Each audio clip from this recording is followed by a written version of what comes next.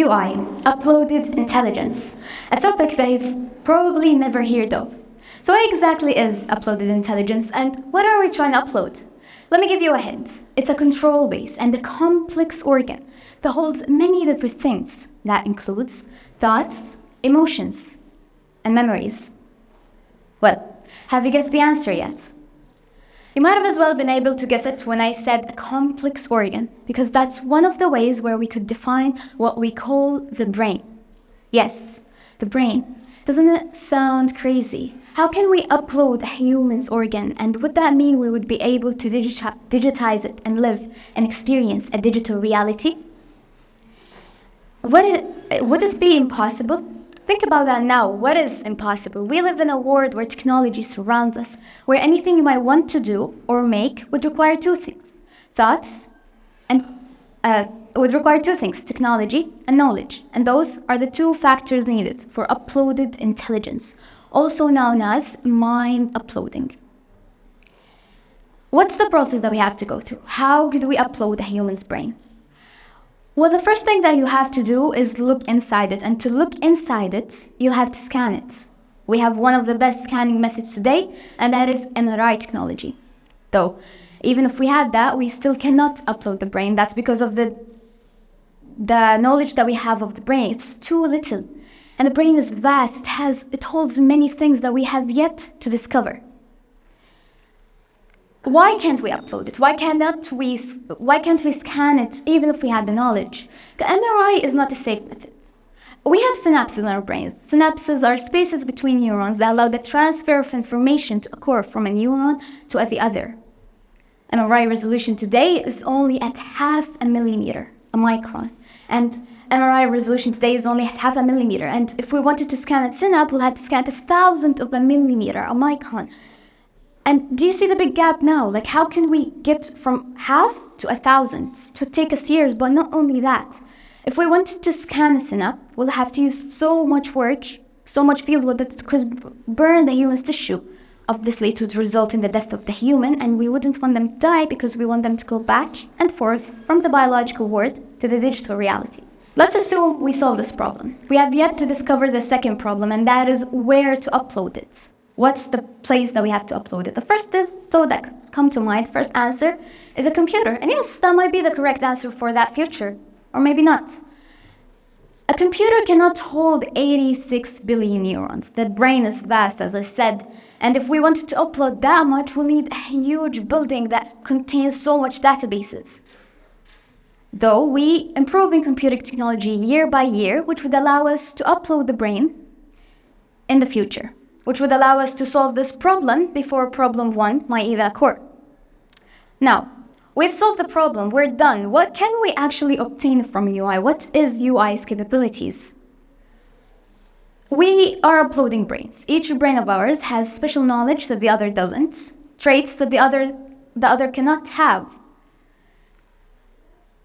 Like an astronaut's brain. Let's take an astronaut's brain, for example. They travel this space. They go far, far beyond just to get little knowledge that they could get and sometimes they cannot get. What if UI uploads that human's brain, that astronaut's brain, releases it into space where it could stay there as long as it may need, without having to go through any dangers? Staying there and learning so much about it at a short time or a long while. Because it's a chip, it's a brain, it's a copy there, but not here. We could even learn more about the black hole or discover universes that have the same lifestyle as ours here.